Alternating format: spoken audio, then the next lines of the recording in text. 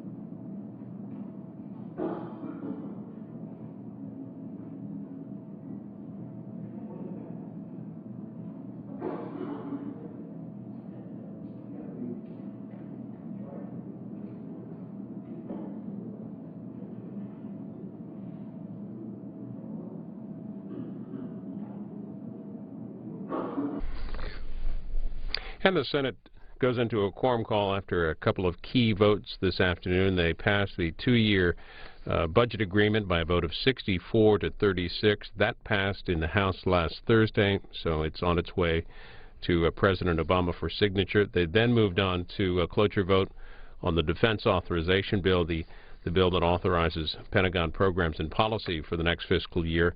They invoked cloture 79 to 29, limiting the debate as the Senate winds down its week. Still a number of nominations to work through, consider, and vote upon as well.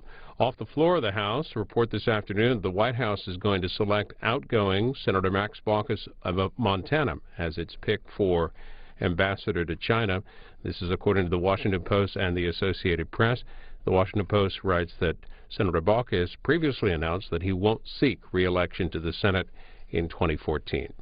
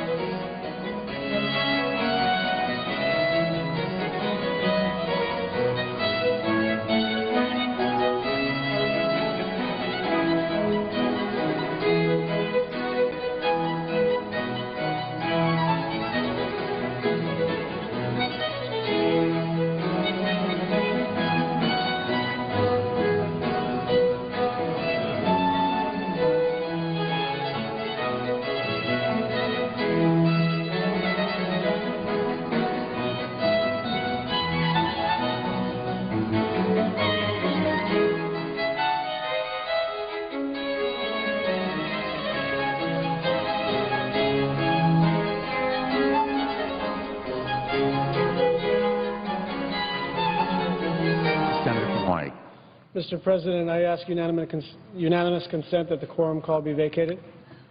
Without objection. Mr. President, I ask unanimous consent to speak as if in morning business for up to 10 minutes. Without objection. Thank you, Mr. President. The budget agreement that we just passed is an important step forward for our country and for our government. I know Chairman Patty Murray worked tremendously hard to get to a conference in the first place. And to reach this agreement with this House, I commend Chairman Murray for all of her work. The United States government has been lurching from crisis to manufactured crisis and using short-term stopgaps to fund the government. The threat of shutdown and the lack of certainty has hurt our economy and has eroded the American people's confidence in our ability to solve problems. It is our job to produce a budget and to figure out a way to work together and not shut the government down. That's what the people expect of responsible leaders in a divided government. This budget agreement is the way to move forward. It ends the reckless threats of government shutdown and lays a clear path to end sequestration.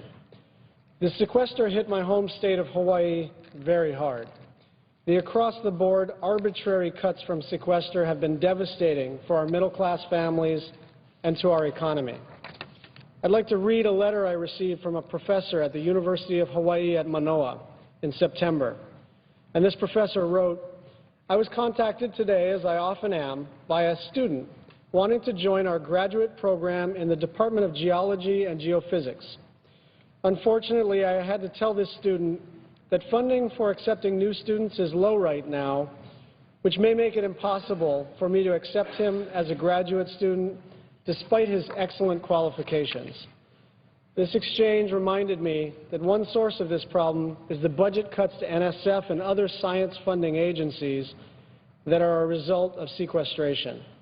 The current situation is having the following impacts, which are happening right now at research centers across the country, including the University of Hawaii system.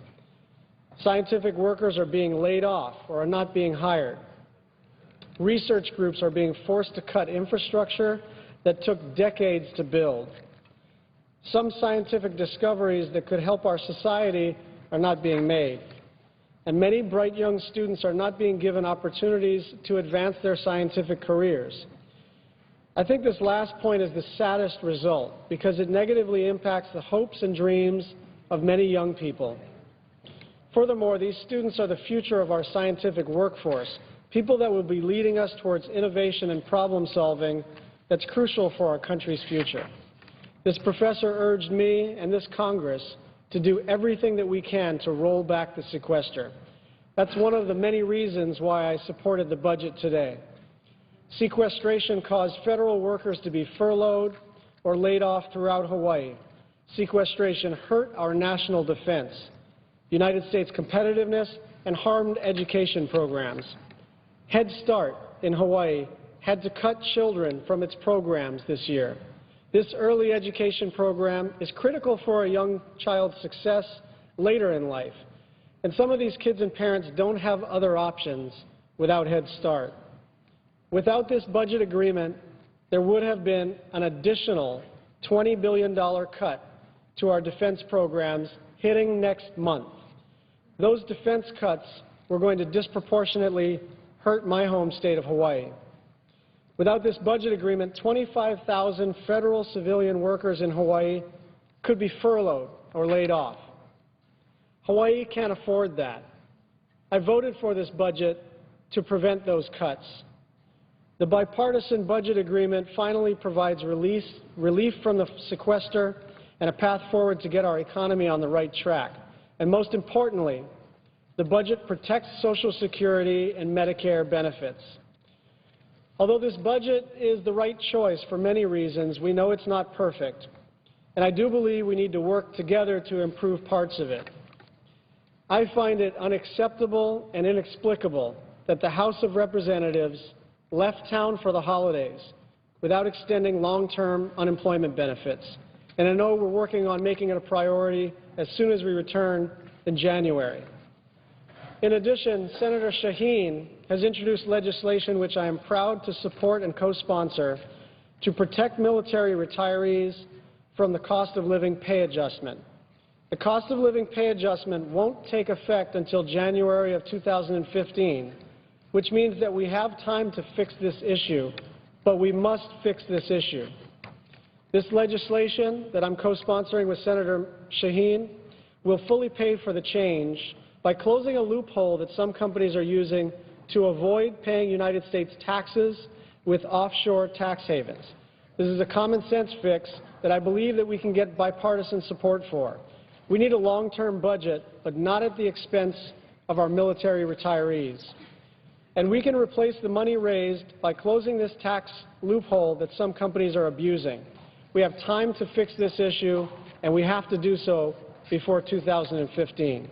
But now is the time to move the budget forward, to protect jobs, and to give our country some economic certainty. Thank you, Mr. President. I yield the floor.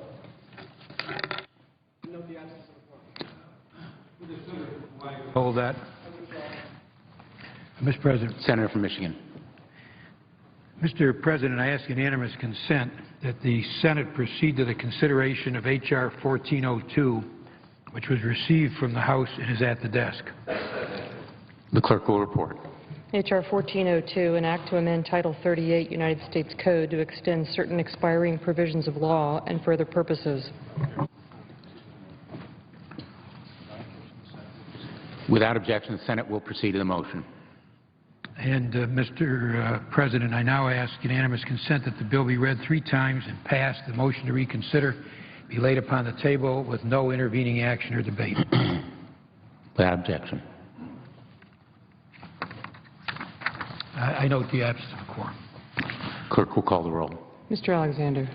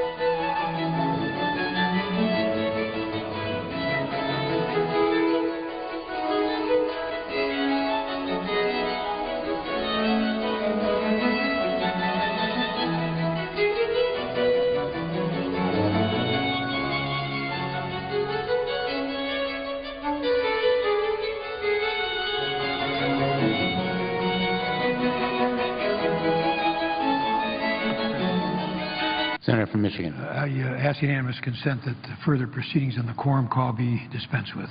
Without objection. Mr. President, I ask unanimous consent that the Senate proceed to a period of morning business with senators permitted to speak for up to 10 minutes each, and further, that the time count post-cloture. Without objection. I thank the chair and note the absence. Clerk will call the roll. Mr. Alexander.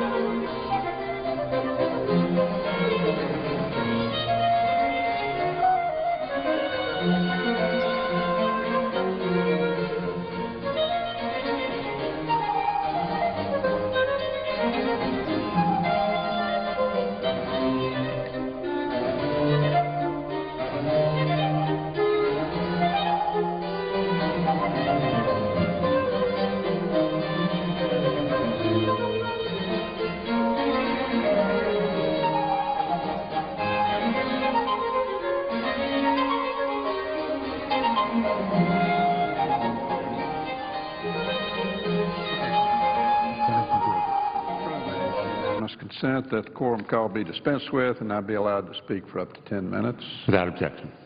Mr. President, I ask further unanimous consent that my defense fellow, Major Bobby J. Cox, be allowed floor privileges for the remainder of the week. Without objection. Mr. President, I rise today to address the dire national security situation and the responsibility of this body to pass a national defense authorization bill this year. Congress has passed this legislation for each of the last 51 years, always with broad bipartisan support. This year should be no different. Our servicemen and women are deployed around the globe in defense of our nation. To put them in harm's way to further the American principles of freedom and democracy.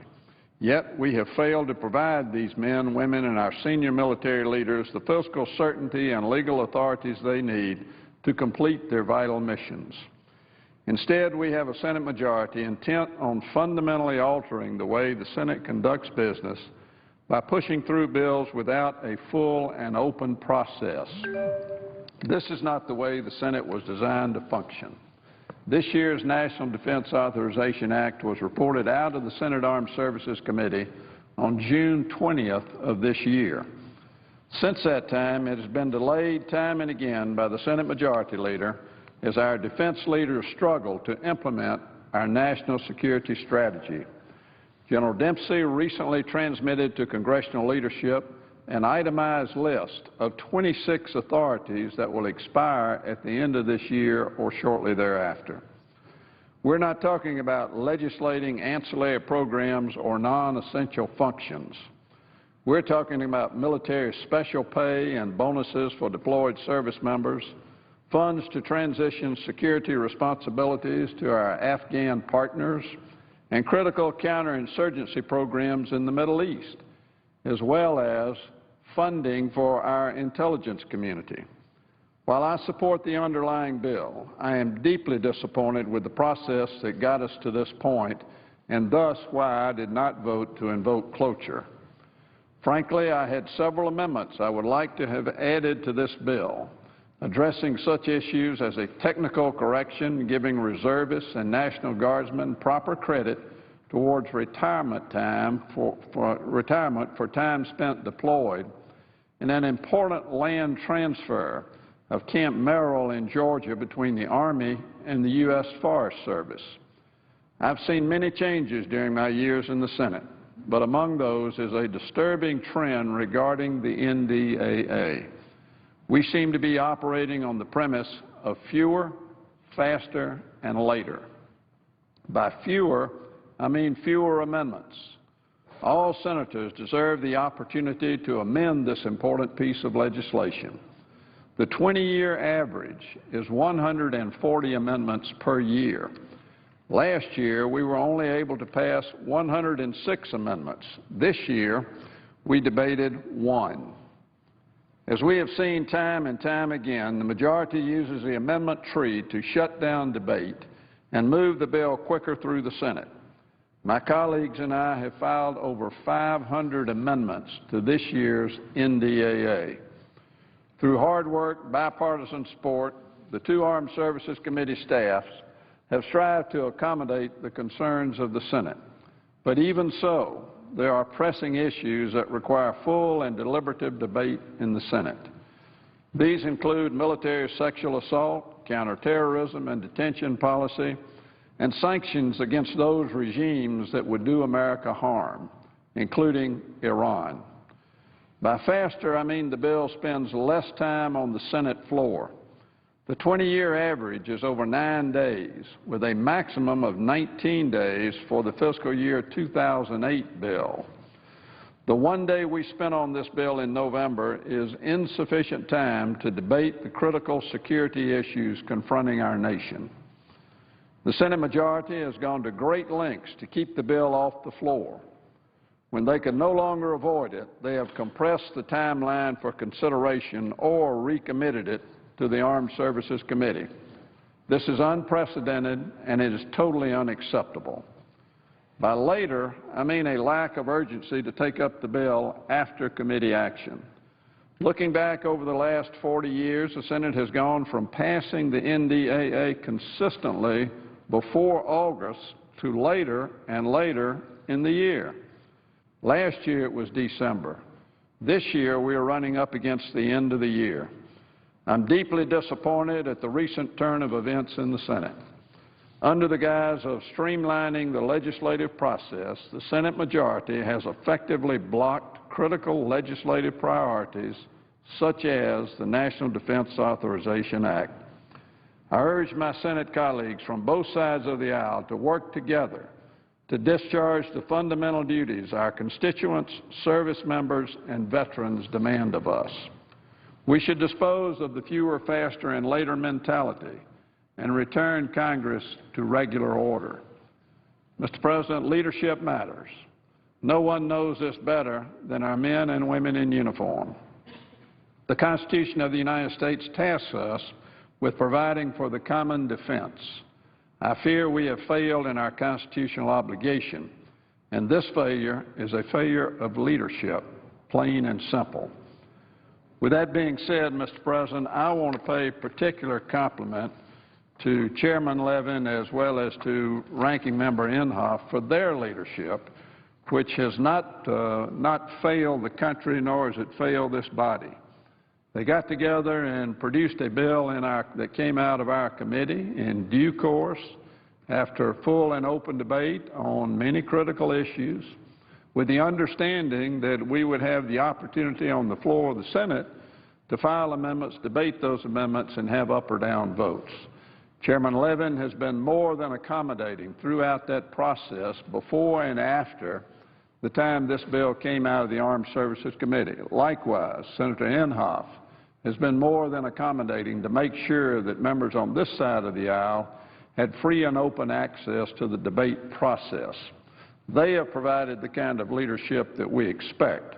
Unfortunately, the majority leader has made a decision to cram this down the throats of the Senate, and that simply from a national security standpoint is not the way this body is designed to work or should work. Mr. President, I'll support the passage of this bill because I think the end product, amazingly enough, has turned out to be a pretty good product. Could it have been better? You bet. Could the process have been better? Without question.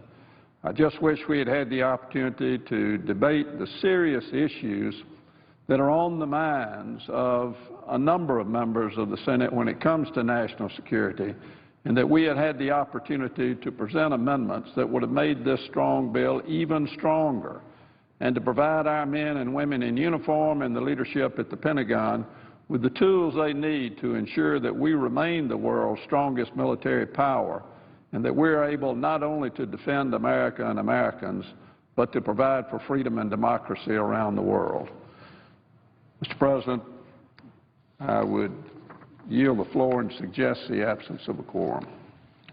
Clerk will call the roll. Chair Alexander.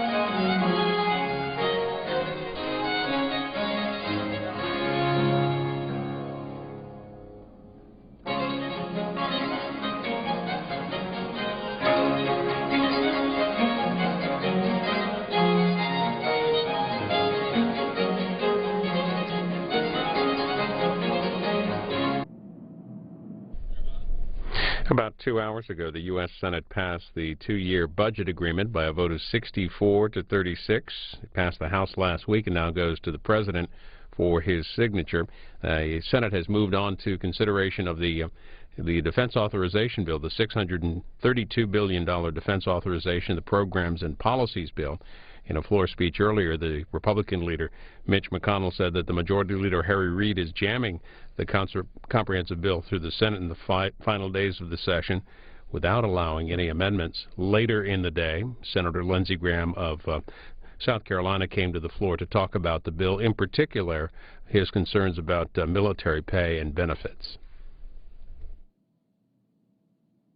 President, we were told to come down here. We had a 4 o'clock time. Glad to be able to discuss things earlier.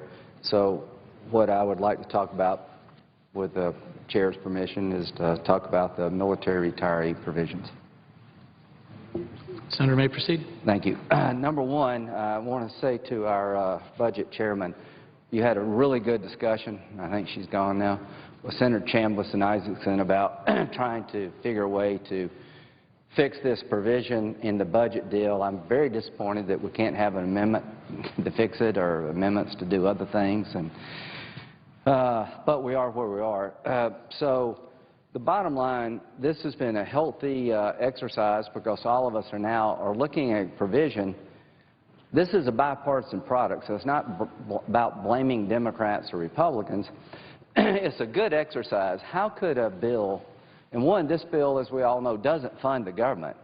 If we pass the budget, and I'm sure it will pass here eventually, it doesn't keep the government open. It sets limits on spending.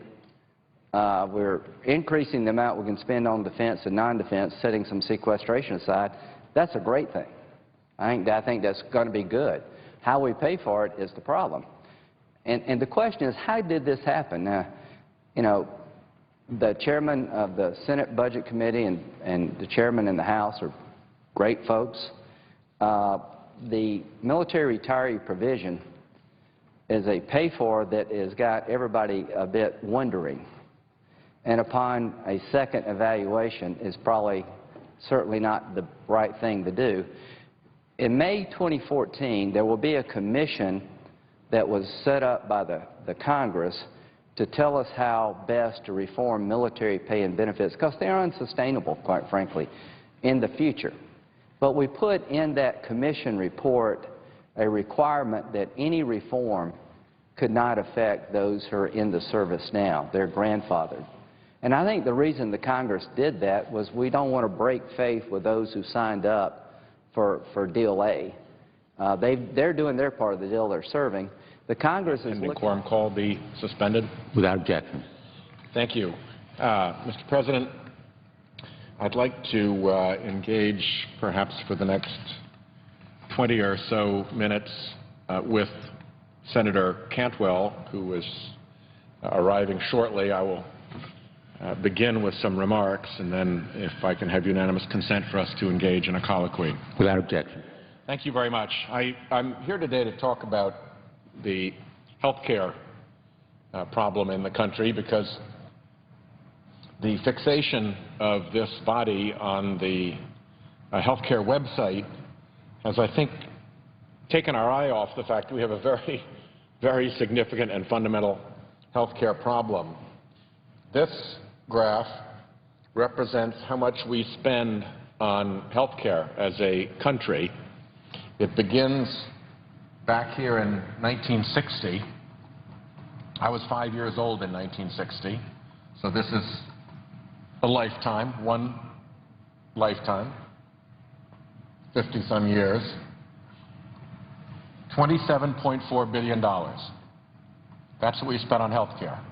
$27.4 billion. Now here we are, this is up to 2011. $2.7 trillion is what we spent on health care. It's 100 times as much.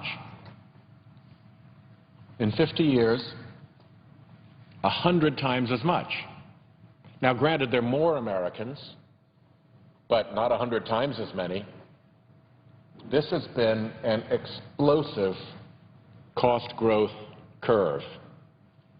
And when we were trying to pass the health care bill, that's what we were looking at for costs. And it is a big competitive problem for our country. This is a really interesting graph, and I wish every time anybody talked about health care, they would take 1 minute and look at this graph, and I'll explain briefly what it is. This column right here, our up axis, measures life expectancy in years, country by country, 65 to 85. Where do countries fall in terms of their average life expectancy for their population, for their citizens? And this along the bottom is the cost, the health spending per capita, per person in that country. So if you measure it all out, what you see is a great raft of countries all through here. Japan, Great Britain, Netherlands, Switzerland, Norway, Italy, Greece. There's a whole large group of countries right here. And all of them have life expectancy 80 or older, all of them. And they all spend between $6,000 and $2,000 per person on their country's health care. Essentially, the entire modernized, civilized world is in that zone. From here to here to here to here. Guess where we are? The United States of America. Boom. Here. We are below them all in life expectancy. We are trailing the pack of modern industrialized nations in our life expectancy. You know who we're competing with? Chile and the Czech Republic. But Japan, Greece, Great Britain, France, Germany, Luxembourg, all manage with their healthcare system to achieve longer lifespans for their people. And we're doing it at a cost of about $8,500 per person per year. To give you a comparison, here are Switzerland and Norway. They're the two most expensive other countries in the world per capita on health care spending, and they're at about $5,700 per year. If we could just bring our per capita health care spending in this country down to the most expensive countries in the world, if we could just compete head-to-head with the most expensive countries in the world, we would save more than $1 trillion a year. So this is an interesting graph because it shows basically all the modern industrialized nations here, and it shows us here as a way outlier. And it's a big deal for us to be an outlier here because it means we blow about $1 trillion a year in wasteful and unnecessary health care that could be building infrastructure, that could be solving problems, that could be reducing the deficit, that could be doing other things. Instead, we spend it on a health care system that doesn't produce good health care results, at least not measured by life expectancy, which is a pretty good proxy. So there's a huge cost, $1 trillion a year cost to our society in being that bad of an outlier. And the cost is also measured in lost lives and lost years of life, because we're averaging 77 years and these countries are averaging 82 years of life. So we have a real problem on our hands, and obsessing about a website is a complete distraction from getting after this problem. 5 years off every human's life in this country and $1 trillion a year, that's worth paying attention to. Now, the health care changes that we wrought are actually making a difference. Here are some interesting graphs. Each one is a projection done by the nonpartisan Congressional Budget Office of what health care costs are going to look like in the future. And what you see is a progression. They did this graph in August of 2010. That's what August 10 there means. This was where they projected health care spending would go when they projected in August of 2010 for this period from 2014 onward to the next decade. A year later, they went back and they projected again. And look, they projected actually the costs would be lower. And then they came back in August of 12 and they did another projection. And their projection showed that these anticipated costs went down again. Went down again. Every year lower and lower. And here's the big one. In May of this year, the Congressional Budget Office went back and redid its projections for Medicare and Medicaid spending from 2014 to 2023, and look how far below what they had projected 1 year ago, 2 years ago, and 3 years ago the current projection is. That's a saving of about $1.2 trillion in that decade. Now, that's a long way from $1 trillion a year that we could be saving if we just got back to where we were on this graph. If we just got back from here to where Switzerland and Norway, the most expensive countries in the world, are, that's $1 trillion a year. This is $1.2 trillion over 10 years. But it's still a big change, and it's still moving in the right direction. So we shouldn't be too quick to condemn Obamacare when that kind of saving is already being projected. And the last slide that I'll show before I go to Senator Cantwell, who's been good enough to join us, is this one. Why might it be that those costs went down so far in May of 2013? Why might it be that that graph of projected costs keeps going down and down and down? It's because of changes in what's going on out in the healthcare system. And this is one good example. This shows the hospital readmission rate from January of 2007 until August of 2013. This is how often somebody was discharged from the hospital and went home and then within 30 days had to come back and be readmitted. Now, that could be for a completely new reason potentially, but usually it's because the discharge planning wasn't done well enough.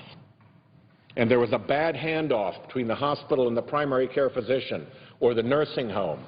And what we found is that you can make that transition much better for patients. And when you do, guess what? They don't get sent back to the hospital. And when they don't get sent back to the hospital, you save money. Now, that's just one way that the kind of huge $1.2 trillion over 10-year savings that CBO has already projected could be taking place. But this is clearly a part of it. It's improving the quality of care so people aren't going back into the hospital, aren't going to the emergency room, and you avoid that cost at all by having handled the patient better, by having given them better treatment and better care. And if you look at it, it's really pretty astounding. In 2007, right through here until the end of 2011, it was a pretty steady readmission rate. And then, when we changed the signal to the hospitals to cut their payment for readmissions, boom, down it fell. And that represents a very significant savings in the system and in the personal lives of those people and their families. Not having to go back to the hospital, that's a pretty big plus, too. So it was Senator Cantwell's idea that we should come down today and talk a little bit about the delivery system reform side of the health care discussion. And I got started a little bit before she could get here, but my wonderful colleague now has arrived, so let me yield the floor to her, but I will yield it by putting this back up because I want to leave this here for whenever the camera swings my way. I want people to see this graph. It is inexcusable that all of these competitor industrialized nations of ours should be able to deliver universal, high-quality health care for what would be $1 trillion a year savings if we could simply match them, and they produce a longer life expectancy for their people. And we're stuck competing for life expectancy with Chile and the Czech Republic. I mean, come on. We can do a lot better than that, and that should be the ball that we have our eye on rather than obsessing about the Obamacare website. So I yield the floor. Senator from Washington. Mr. President, I come to the floor to join my colleague from Rhode Island, and I want to applaud him for his diligence in making sure that this debate happened today and his leadership on this issue.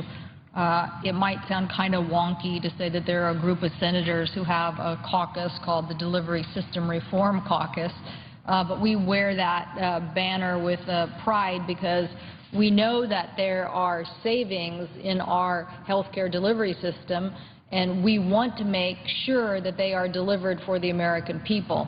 So while some want to talk about cutting people off of service or raising certain ages, we're focused on the fact that there are hundreds of billions of dollars of savings in the delivery system and that it is our job to improve upon them. I like to say to my office team, there's a reason why Ma Bell doesn't exist anymore. The challenge is I have so many young people, some of them don't even remember Ma Bell. But the issue is that the delivery system for telecommunications changed, and look at what it unleashed. A lot of great technology, yes, change, but ways to drive down cost and deliver better access. So that's what we're talking about here with the healthcare system. And my colleague from Rhode Island has had a group now for more than a year that's been talking about these delivery system reforms, and so we're going to come out and try to, on a more frequent basis, have a dialogue with our colleagues about why it's so important. We've taken a small step, a very, very important step led by our senior senator from Washington, Senator Murray, on the budget, but there's so much more we can do if we will include these delivery system reforms. So I want to thank Senator Whitehouse, the senator from Rhode Island, for his leadership on this. I want to talk about just one area today, the area of long-term care services. I authorized a provision in the Affordable Care Act called the Balancing Incentive Payment Program. And while that sounds in and of itself like a wonky title, Balancing Incentive Payment Program, this program is really there to promote home and community-based care over nursing home care. So if you ask any senior, they'll say, well, of course they'd like to receive health care services in their home or in their community. No, they don't want to go to a nursing home. But the discussion has been limited on how much cheaper it is and how much better the care could be for delivery in the home as opposed to nursing home care. According to a survey by AARP, over 90% of seniors age 50 or older desire to remain in their home as long as possible. And we know that home and community-based care is 70% cheaper than nursing home care, 70% cheaper. So for us in Washington State, we thought about this long ago, and we decided that we were going to implement a system to reform our state and put more community-based care in our state and pull Medicaid patients away from nursing home care. So we did that, and we successfully made that transition. So this chart shows you what I was just referring to, that home-based care can be as little as $1,200 a person versus that same person getting care in an institutional facility is $6,000.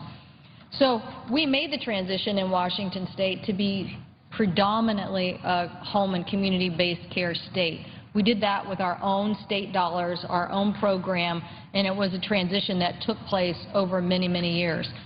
We're kind of the antithesis of what the federal system is. It is still more weighted on a state-by-state basis towards nursing home care. That means people are going into nursing home care, and we're footing the bill for more expensive care at $6,000 per person when we could have services in the community that would allow them to stay in their home and get more efficient care. So in 2009, the long-term care budget overall for Medicaid accounted for 32% of the Medicaid expenditures, so $360 billion a year. So you can see that this is an area that is a very expensive area for us at the federal level. And if we could do anything to help change those numbers, we would be delivering an improvement to the system. So when we first made this transition from 1995 to 2008, the state of Washington saved $243 million from this investment. But more importantly, even than just the money, in an article in the Spokesman Review, Spokane story called Dying to Live at Home, family of Nancy and Paul Dunham, a couple of more than 60 years, said they wanted to age at home. And because of the Medicaid funding for in-home services, they were able to stay in, Mr. Dunham was able to stay in his home until the age of 83. So I'm sure many of my colleagues know people who are getting on in years who prefer to stay at home. But the Balancing Incentive Program, which was in the Affordable Care Act, was the first federal effort that we had that tried to incent states to move away from nursing home care and move towards community-based care. So we put some incentives in the program.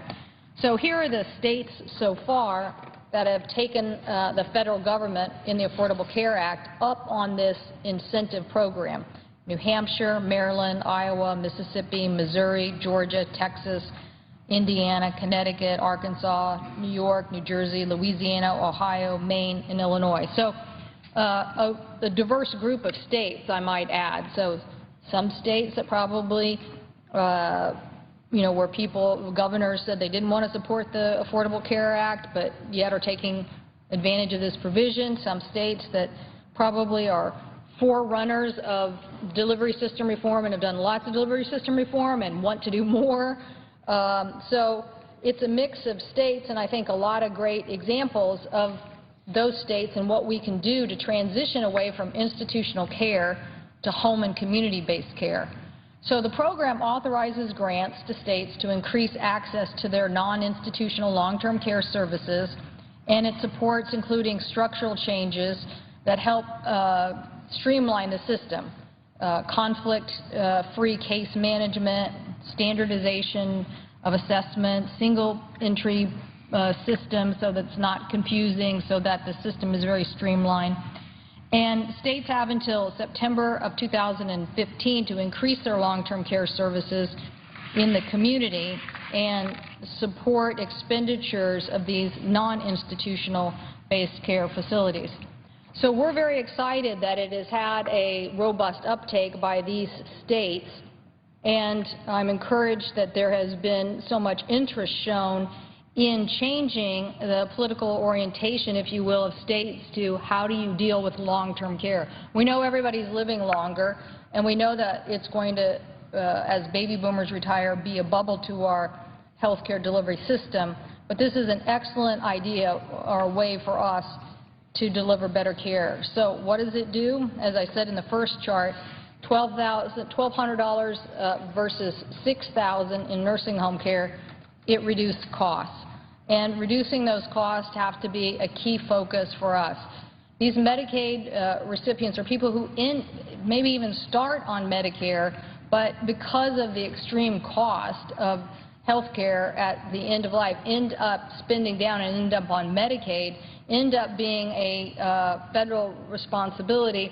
And if we can reduce those costs by driving more community-based care, it's a win-win situation.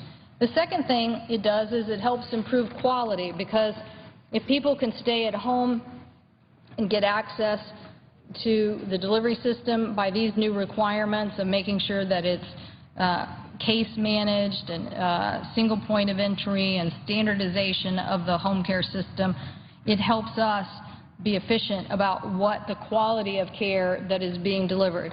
And again, when you have a community-based setting and either in the home or care delivered through the home, there's lots of ways for us to have checks and balances on the system. Now, I've talked to many people who are in the nursing home industry, and they will say, we like the idea that we're only going to take the sickest patients. We like the idea we're only going to serve people who really need to be there, as opposed to some people who may not be ready for those facilities but end up there anyway just because there aren't the community things to support it. And so besides reducing costs and improving quality, we save money. And so, Mr. President, that's why we're here today, to talk about these important ideas that save money. So this is a simple one, but it's already in place. It's already started. There are many states taking us up on this offer, but it's critical that we understand and score these costs, because they can show how we can save billions of dollars in our health care delivery system. So I know my colleagues, some of them on the other side of the aisle, well, all of them on the other side of the aisle didn't support the Affordable Care Act.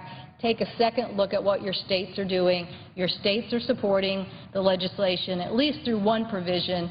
And I think that when you check and see, you'll see that that one provision is going to save your state money. It's going to give your citizens better choice in their quality of care. It's going to help us reduce our federal costs and expenditures as well. And that's what delivery system reform is all about. Would the Senator yield for a question? Yes, I will. Isn't the heart of this what you said a moment ago, which is that there is an area that actually touches on a lot of health care, it's a big area, where